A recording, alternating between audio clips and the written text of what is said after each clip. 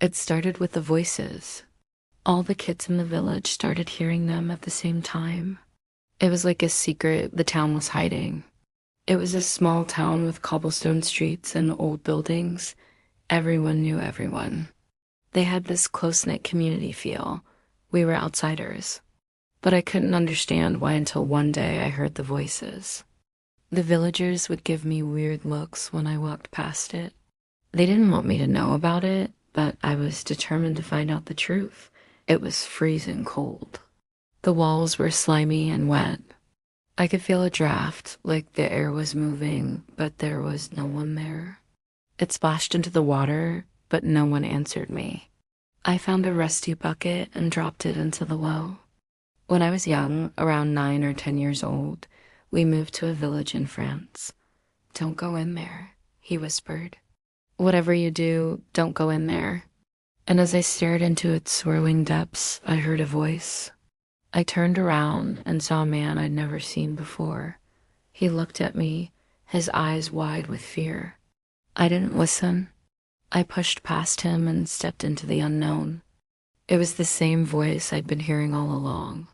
It beckoned to me, promising answers, promising secrets.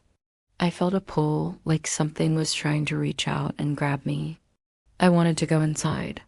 The locals were friendly, but there was this one place they all seemed to avoid. It was an old well in the center of town. It was a hot summer night, and the air was thick with the smell of pine. I remember because it was the night before my 10th birthday. Then one day, the whispers stopped. Maybe they were playing with me.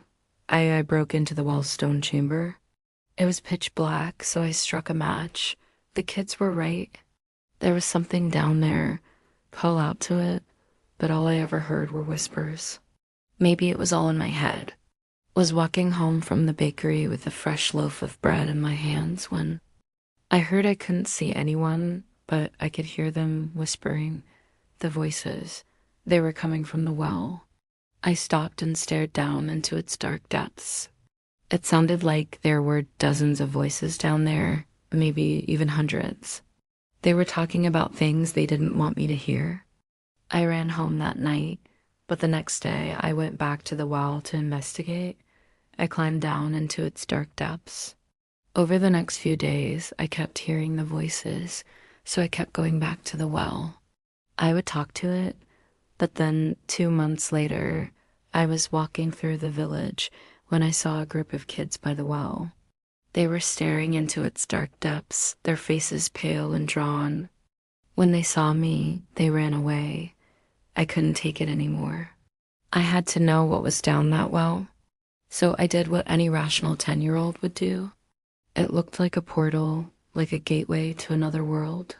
As I reached out to touch it, I felt a hand on my shoulder. The last thing I remember is the cold. It was like being plunged into an ice bath, and then everything went black.